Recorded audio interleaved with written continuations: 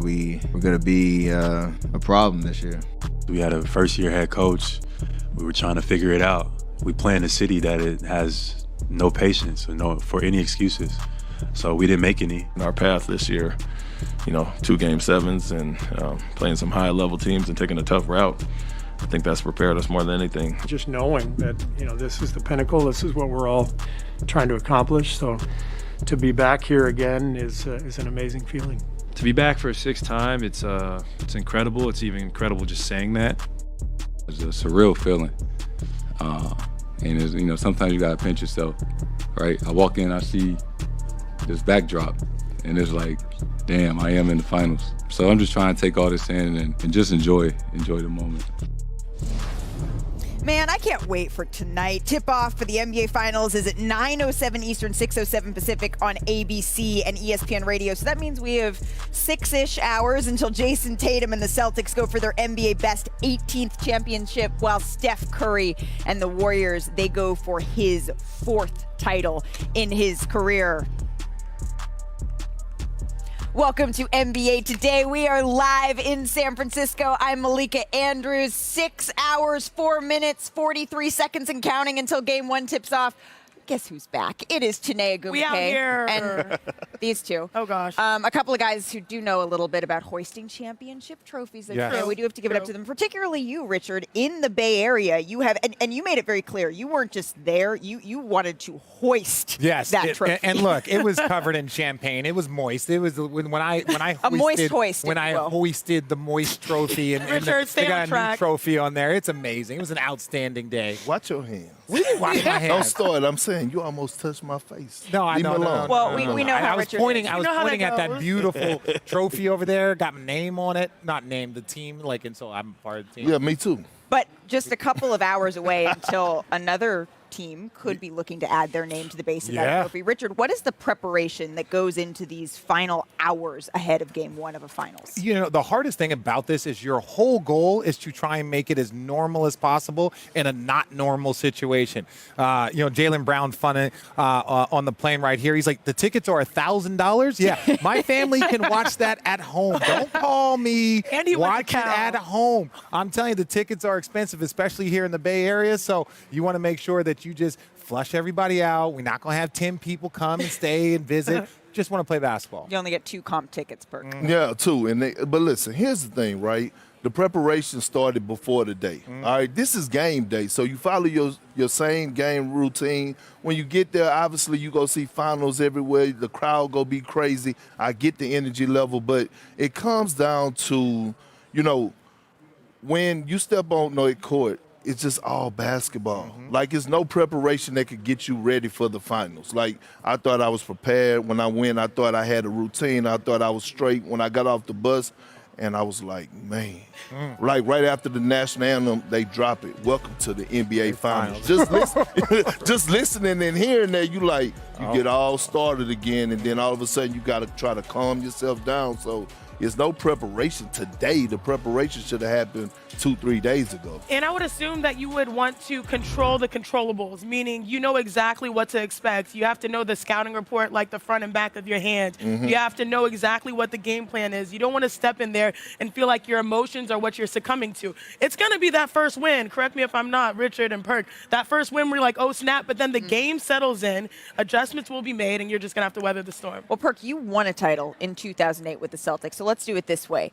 The Boston Celtics win a championship this year if Jaylen Brown could be consistent, right? I don't want to hear throughout these playoffs, it's been Jaylen Brown and how he's going to bounce back, right?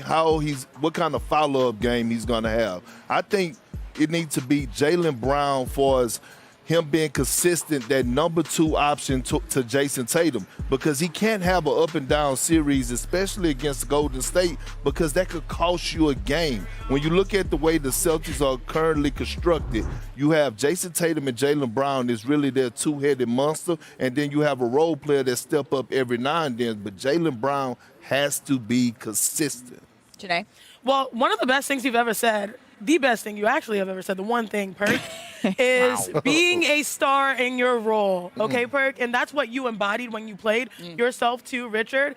But I think the Boston Celtics, in order to win, their role players need to be stars. And we saw that, you know, in the Eastern Conference Finals, where you can have a Marcus Smart, and correct me, you know, Perk, he goes for 24. 24. And this is a guy that's Defensive Player of the Year. Those bonuses are what you're going to win games off of. You have an Al Horford who takes things personal versus the Bucks and goes for 30. You need those types of performances from role players being stars in their roles for them to really shift the tides, especially playing on the road versus Golden State. The Celtics win the NBA Finals if Grant Williams plays like he did in that Milwaukee series. To me, defensively, what he was able to do, and he allows them because you can play Kevon Looney and you can play Grant Williams at the 5. So you can go with the small. You don't need Robert Williams, Al Horford. The Golden State Warriors over this entire run have been notorious for making you have to play small. So you have to have guys on your roster that know how to play that small ball 5, that small ball 4, and that's what he did. He was playing the small. He was guarding Giannis. He was knocking down threes. If he can do that, then they can match up all 5 across the board. And I thought it was really interesting that Grant Williams said a couple years ago he was watching when he was in college with the Warriors, and he was like, I'm a Draymond Green guy. And that makes sense. And it's really interesting because now you see the Celtics, and they have their own version of a small, growing, you know, Draymond Green and Grant Williams. Well, Janae, you do rep the Bay, Stanford stand-up. So same question, but Go different Cal. team. Oh, wow. The Warriors, they win a title if. The Warriors will win a title if, let's see, if one of their big stars gets hot. And I think it's crazy because you have Clay and you have Steph, and we all know what they're capable of.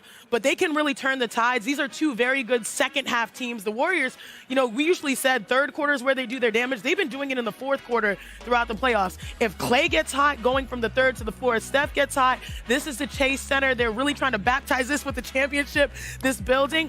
If they get hot, one of their stars, they're almost impossible to guard. Well, we talk about experience when we talk about the Warriors, right? But the only, 4 players that are actually playing that got experience is Draymond, Clay, Steph, and Looney. I mean, I don't want to count out Andre Iguodala, but he hasn't been playing. So I look at the others for the Golden State Warriors, the guys that hasn't been here but has been playing well in this postseason, and I look at Jordan Poole and I look at Andrew Wiggins. And when those two guys play good together on the same night, the Warriors blow teams out. So I'm looking at those two to be the X factor, the combination of both of those two guys playing well. Andrew Wiggins, not necessarily having to go out there and put up 20 a night, but go out there and having to, you know, make Jason Tatum struggle from the field. And I'm looking at Jordan Poole to pick up that slack when you know, Klay Thompson or Steph Curry don't have it going. He has been that X factor all offensively all postseason, and I expect those two, the combination of those two, if the Warriors want to win, to be dangerous. You good? Yeah, no, I was looking at the screen up here, you know, making sure nobody can get anything up here. But what the thing the point that I was going to make is the Warriors are going to win the NBA Finals if they play the type of basketball that's not home run basketball, except when they need home run. Like the Warriors, it's like they feed off the crowd, they feed off the energy, they feed off momentum, but all of a sudden they'll start playing too fast. You look at that Memphis series when they were turning the ball over obsessively, and you're like, guys, all you have to do is play consistent basketball, and you shoot the ball so well. But that's one of the things, but the turnovers and the way they play. If they shoot the 3 well and keep their turnovers, let's just say average for themselves, which would be an accomplishment against the Boston Celtic defense, then I think the Warriors win. But that's who the Warriors are. They play home run basketball. I understand that, but what I'm saying is that sometimes that can hurt them. In that Memphis series, when they were turning the ball over so much, it piles on quick. They don't need they to. Won. They don't need to. Yes, they did, and they have lost series where they turned the ball over and didn't do things well. Not this season. Okay. I'm just saying. That's who they are. Like, yeah, but with a more Steph veteran Curry, and a more talented that's team. who the Warriors are. Steph Curry make, you know, big time shots. He's turning around as the ball. They play home run basketball. That that's is true. Identity. But when they're turning the ball over 11 times a game instead of 18 times a game, there's a 14 times medium instead there. of 22. Correct. That's what I'm saying. Then it seems to be a little bit more controllable They here for in the Golden finals. State. But that's not just good enough. They're playing against a team that they've never played against this quality before. And on top of the last thing I'll say, of all the 7 Warrior teams that have been here in the finals, this is this is probably the least experienced. This is probably the team that I would say if I had to rank all 6 or 7 of the Warriors teams, this would be 6. This would be the 6th best team that the Warriors have shown up with. So they can't just go out there with the same type of, we can turn it over because we have Kevin Durant and Steph and Clay are in their prime and Clay's 100% healthy. That's not this roster. I just want you to clear it up then. I didn't clear it up. Richard. Touche. Yeah, no, I see where I'm picking up what you're throwing down. Thank you. We still have so much more to come, though, on NBA Today. When we return, Adam Sandler, he joins this show. Do not miss the legend himself talking hoop movies and more. He's trying better. Steph Curry, he'll play in his 6th finals tonight, having already accomplished a lot. He's one of 4 players in NBA history with multiple MVPs, championships, and scoring titles, along with MJ, Kareem, and Wilt. This season, he became the all-time leader in career threes, and he's the Warriors franchise leader in just about everything. Thanks, Malika. Well, you know what time it is. It's time for the biggest cheat sheet ever, NBA Finals edition. Now, I think the biggest motivation factor for any player is Steph Curry and Finals MVP. And there's this misconception that Steph, he hasn't won it, he hasn't played well. Well, I'm here to debunk that. So here's what you need to know, thanks to producer Schwartz, with the numbers. So check out these numbers right here. As you see, 25 points per game, 5 rebounds per game, 5 assists per game in an NBA Finals. Richard. Yeah, that's impressive. Look at it. Steph Curry's on that list with He's LeBron, up with a lot of Kobe, scoring Jordan, guards. He's up there with a lot of shooting guards. So are you trying to say that he's not a point guard? All I'm saying is that no one else on the list is a point guard, but, maybe he is a Well, let me two-guard. show you how he's actually been better Please than showing people us. expect. So roll me my tape producer, Kwaku, baby. Let's go. On the big Chase Center screen. So watch this possession. When you have to guard Steph Curry, it takes a full shot clock commitment. I mean, watch the blue line, how much he moves. Plays so well off of Draymond, Richard. You're chasing him. It's Kevin Love, which, shout out to K-Love. That's your boy, right? Yeah, K-Love doing the work. And it needs to be the Lord's work because the only thing that can help you is prayer defense right here. Look at the shot he throws up. That's Steph Curry. Even when you do it right, they still can go wrong on you. Still can go wrong. All right, you can't gamble, and I think J.R. Smith makes this mistake right here. You can't gamble on Steph. You go for the screen, or you go for the steal. Clay is open, but Steph only sees one thing, the bottom of the net, pull up from deep. So he's going to capitalize on your mistakes. But more importantly, this is the greatest shooter ever, right? So you can't give him any daylight. He's got a quick catch and shoot shot, plays so well again off of Draymond Green. And look how much time it takes. As long as it takes you to And he wasn't. TikTok or a tweet. Listen, he wasn't even shooting it that quick. That was just his catch and shoot. If you Yes. were like, how quickly can you shoot it? It would be ridiculous. Even faster. Now the gag is here. Steph, he's going to have to feel really confident. This is the NBA's best defense, the Boston Celtics that he's going up against. Where are you going to get your confidence from? From history. Look at these numbers. He's made 121 threes in the NBA Finals, 32 in a series, and 9 in a single game. He's This that is dude. the greatest He's that shooter dude. we've ever seen in the NBA Finals, Richard. He's that dude. I ain't got nothing else to say. Oh, thank you. Even Yeah. though you tried to steal my segment. I didn't try to tell your segment. I was just agreeing with you. I can't cheat off the cheat sheet. I mean, you went to Arizona, so that's what you do, though. We're back in the Bay. I'm at Stanford, so that's how we roll. Let's go. Shout out Cal. Janae, thank you so much. Back on the desk with Perk. We're joined by NBA senior writer Brian Windhorst and Anscape's Mark Spears. And Mark, you live in Oakland. You've been around this Warriors team just as much as anybody around the league who is covering them. I'm really curious to get your insight and perspective here. I think Steph's legacy, it's secure. It does not need a finals MVP to put any sort of cherry on top of it. But it has been a talking point leading up to today. So what sort of impact do you think that winning finals MVP would have on the way that we view Steph Curry? I agree with you. But his biggest haters and the people that love him the most feel different. When he didn't get it a couple years ago, the biggest haters were talking, but the people that loved him the most were mad. Why didn't you vote for him instead of Iguodala, Mark? Why didn't you vote for him instead of Durant, Mark? And you hear that. So I think if he gets it, it shuts up the haters and it quiets the lovers. But he don't need it. He's a 3-time MVP. 3-time NBA champ, 2-time MVP, 8-time All-Star, Right. 25. He good for me. Well, it's one of those things, too, but there's always someone who says, well, what about the hardware? Whether you're talking about championships or finals MVPs, Ryan. Look, I think if you asked Steph and you said, Steph, have you played your best basketball in these finals that you've played in? He would probably admit he could play better, that he has played better at other points in his career, especially in the couple of finals that they lost. But you better, if you don't like Steph and you don't want to regard him as a top whatever player, you better hope he doesn't get that MVP, because that's all you got against him. We just, showed some of those graphics of some of those short lists he's on. There's some lists even shorter. Like, you're comparing him to Wilt. Wilt didn't have 3 titles. A lot of guys didn't have 4 titles. He gets this title and has 4 titles, 2 MVPs. We're talking like the elite of the elite. And so if you want to use that against him, the lack of the finals MVP, hold on tight to that, because it's the only thing you got left. Kendrick. Can we pump the brakes for a second? All right, listen. No. Nobody is saying that Steph is not validated, right? Nobody is questioning. I'm not. I've never heard nobody really question it if Steph Curry is an all-time great. Listen, the man's resume is longer than the Chick-fil-A line, okay?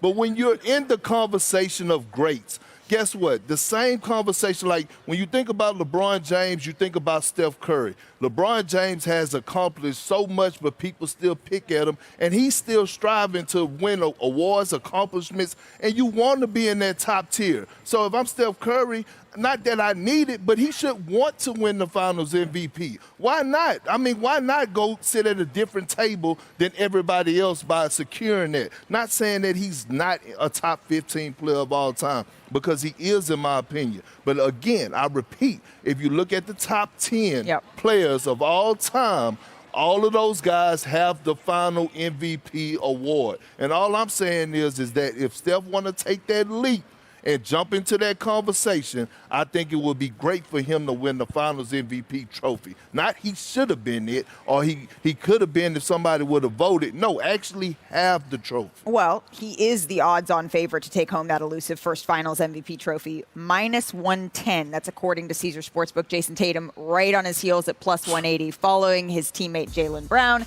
and then Clay and Draymond. So, yeah, Draymond's in there. I was just asking. Let's play Pick'em. Brian Windhorst, who's winning Finals MVP? I mean, I had somebody tell me this week that Andrew Wiggins was 50-1. Oh, my. And I can't say that's a horrible bet, because there are circumstances in which you could see that. There are circumstances which you could see Marcus Smart. Marcus Smart potentially is one of the most important players in this series. If he's able to have some great games against Steph, he could be a candidate. I think it's going to be a very tight series. And I think one of the things that can make this series so enjoyable is that we have 5 or 6 players whose individual play could make the difference. And I really hope that we don't know who the MVP is going into Game 6 or going into Game 7, because I would like to see that type of series, and I think the recipe is there. And so it is out of respect for all of these players and the game that I can honestly look at you and say, I don't know who's going to do it. Perk? I was going to say Perkdrick, and then it got all... No, it's all good. It's all good. Look, I'm going with Jason Tatum. I think the stage is set for him to actually be the Finals MVP. Again, I'm going to go the route that he had to take to get here and the players that he had to go through. You talk about beating Kevin Durant in the first round, then going through Giannis Antetokounmpo, then going through Jimmy Butler. Now you're here and the stage is set for you to battle out Steph Curry, and he's ready for the moment. See, the thing is about Jason Tatum, what I notice about him, yes, he's one of the elite scorers in the game today, but his facilitating, right? I look at the 9 assists that he had, I believe it was Game 4 in Miami, almost notched a triple-double. So I'm looking at Jason Tatum, and again, I'm actually rooting for Jason Tatum for the simple fact that I came out, I gave him a speech, and if he go ahead and secure that Finals MVP trophy, it will be one of the greatest individual runs in postseason history. Mark? What my Bay people say? they sleeping. There's a lot of Celtics fans out there. I picked the Warriors. I'm going with Curry. He has to be special for them to win this championship. And this is what I'm going to read you this quote, Marcus Smart. So if you're going to be out there, no matter what you're in, what pain you're in, you can't let it affect you. His injury makes me nervous. Steph had 30 on him the first time they played in Boston, 5 threes, without Marcus Smart being injured. He hasn't had a lot of reps off, so if Marcus Smart is less than 100%, I think Steph Curry is going to go wild, and he'll end up being MVP. Look, I wouldn't read too much into that. Let me tell you why. Like 45 minutes before the game, they come get you out the locker room, and the doctor say, come here. And then he had his needle, he had his shot ready for you, and he say, Pull them down. Go ahead. And then it's all good. You won your first one, and y'all played all them game 7s. And in 2010, who was hurt at the end? Yeah, I know. I get that, but I was playing hurt. a lot. They playing a I lot. was hurt. Of I was games. not available. There was a lot of basketball being played in 2008. Well, I mean, Here's what I know. When two men And he's disagree, coming hurt. hey, when two men disagree, the next word is bet. Here's what I know. I know that Steph essentially said bet at the end of the Western Conference Finals. When he was awarded the Western Conference Finals MVP, he joked during the trophy ceremony, oh, they're happy now I have one. Well, he wants a little bit more, so I wouldn't bet against Steph A Curry. little bias uphill for these two. We're I in know the they Bay. from the What Bay. can I say? Mark, Brian, thank you so much for your time on NBA Today. Enjoy the game. We will see you, I'm sure, on TV all day long leading up to tip-off. And you all, you've seen it on set the entire show, but let's take a closer look at the beautiful case and trophy over there. Since 2020, the Larry O'Brien Trophy has been presented in the Louis Vuitton travel case. This year's new travel case design includes references to the NBA's 75th anniversary. Still ahead. How lucky are we? Finals Game 1 is here, and we get to be graced by one of the most successful movie stars and comedians to ever walk the planet. It's Adam Sandler. Welcome to NBA Today. Thank you. I love it. We're just going to jump right in, Adam. We're going to start here. Why you're here to begin with. We just saw the trailer, your new basketball-themed movie, Hustle. It debuts on Netflix in less than a week, June 8th. The audience, our audience, is the most hardcore group of hoop fans. Why did they need to check out Hustle? Well, that's good. I mean, I think, look, it's not, nothing's as good as watching a real game.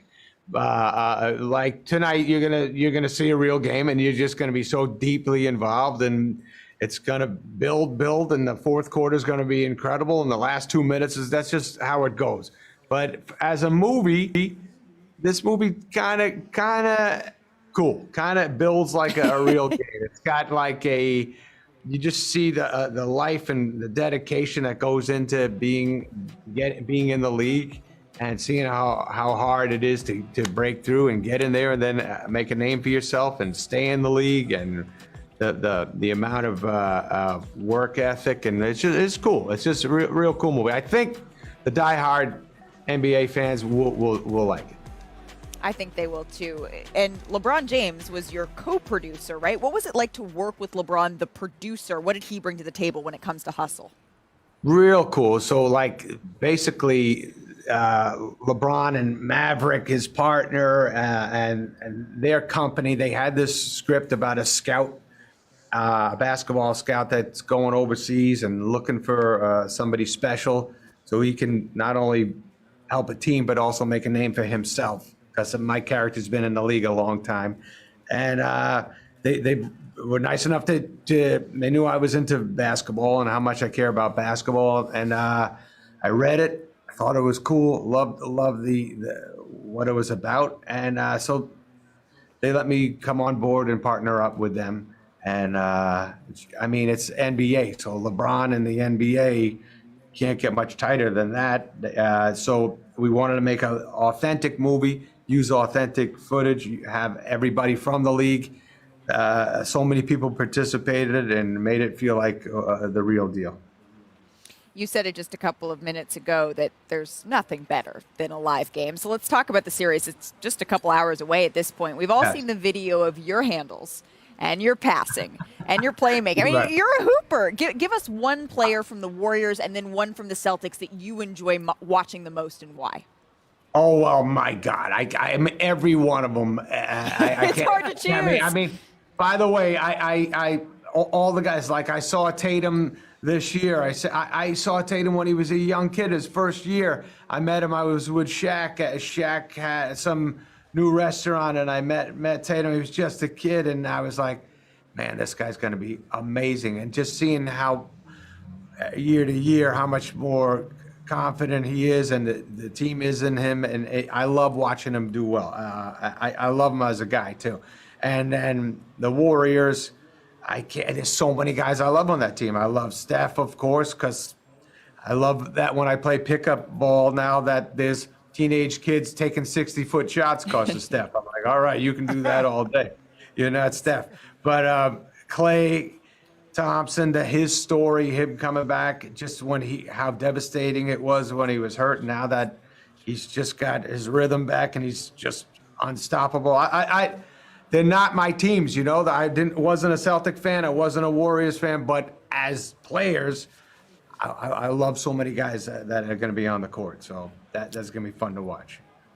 Adam, Richard Jefferson here. My only Hey, question Richard. to you is we've seen how you doing, Adam? We've seen so many videos of you playing with, and I played my last season with Juancho, and when I look at all of those guys in there, did you get in there and play some pickup? Did you get around there and just get a little bump with them? You know what it's like when you see a guy like me on the court and you're like you, Richard. You got to slow your game down to make it give me any enjoyment. So, yeah, I got out there with a lot of the guys. See that right there? When I'm with those guys, they're like, those guys on the court are probably a little better than me, but not like NBA better than me. So I got some shots up there. But when I played one night with pickup with the guys. They let me play one game. They slowed it down. Trae Young threw me a nice pass. I hit the shot. I'll never forget it. And then that's it. Then I leave the gym. Smart. Adam, Big Perk here, man. Big Perk here. Hey, Perk. What's happening? Hey, Good to see you, man. Love you. Love you. I'm glad you guys. I love the show, by the way. I love seeing you guys.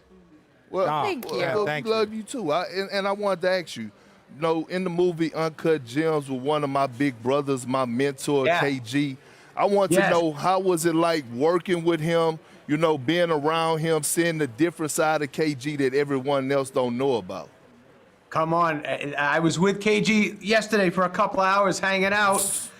He's the funniest. He's got so much to say, such a smart guy, looks at stuff in such a unique way, and he just makes me laugh, and he is a strong presence in the room. When KG's around, you go, I got to hear what KG's take on this is. And he's very Celtic happy right now. He's predicting Celtics are taking this thing, and I'm sure you are too. I am. Yeah, he is, Adam. You already know that he is. Well, we are so excited to see Hustle June 8th. That comes out on Netflix. Adam Sandler, thank you so much for joining us here on NBA Today. Go enjoy the game tonight. When we return, we have plenty of superstars still left to talk to and about. But we had the biggest superstar just join us, right? Yeah. I mean, our panel, they're going to make some picks when it comes to these guys. Stay tuned. So they didn't have the net before. The net was y'all got waxed. Marcus Smart, the Defensive Player of the Year, came out and had some comments in the media. How did you guys navigate that at that point of the season? That was a game we were supposed to win, too. We was up. We ended up losing by like 15. So it was tough. We figured out a way we talked it out, and we figured out a way to get on the same page, and ended up working out in the long run. Now, you did something, Juice, to set the tone, too. You did it on social media. You guys were flirting with a 500 record in January, but you was like, the energy has shifted. What did it mean when you put that out there? You ever been in life where just things don't seem to be going right at the time? When I tweeted that the energy is about to shift, I was really talking to myself. I feel positive about this team. I feel great about where I'm at in my life. Like, man, the energy is about to shift.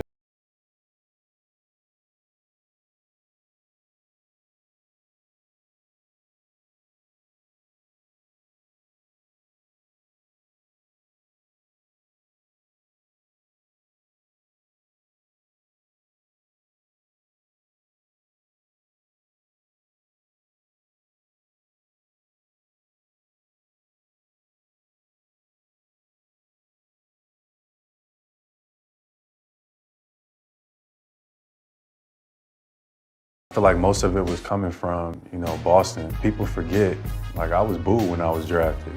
They've been trying to get me traded for the long.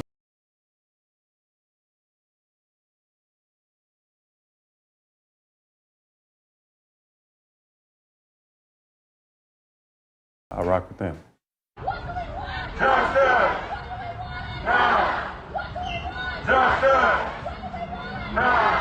2 years ago when George Floyd was murdered, you was a leader in the community. You led a rally. You spent your time, your energy, your money driving across country for our people and for the culture. So what is it like for you understanding that I want to be more than just a jock? It's everything, and I'm gonna continue to do that, and I'm gonna continue to try to uplift my community and be a role model for young Black and brown kids coming up, et cetera, that they can, understand that they can do more and be greater than as well. But personally, for me, I already came to terms with anything else that comes with, anything that or it doesn't come with. I'm gonna continue to do that, and anything that deters me from that is unimportant. Well, we will see Jaylen Brown on the court in just over 5 hours and 20 minutes. The countdown is on, but to actually get in the building tonight, do you guys know how expensive that's going to be? A pretty penny. It is going to cost a pretty penny. And remember, Jaylen Brown, he went to Cal, and so he has all these people who are like, hey, I want a ticket. Can I go? Yeah, whatever. He's like, how many people am I going to shell out $615 for? 0. None. How many would you bring? Well, I tell you what, that's a lot cheaper than what the Lakers used to do to us. Oh, true. Well, yeah. yeah, but that looks a lot cheaper than what we were band. paying. That was a lot cheaper was than like a what we were band. paying. Well, the players, they each get 2 tickets, but if you want to get 10, 20, that's where it starts to don't get, do that. That's where it starts to get a little bit crazy. Still ahead, though, on NBA Today, I sat down with Draymond Green. He took us behind the curtain of Klay's emotional comeback and talked all things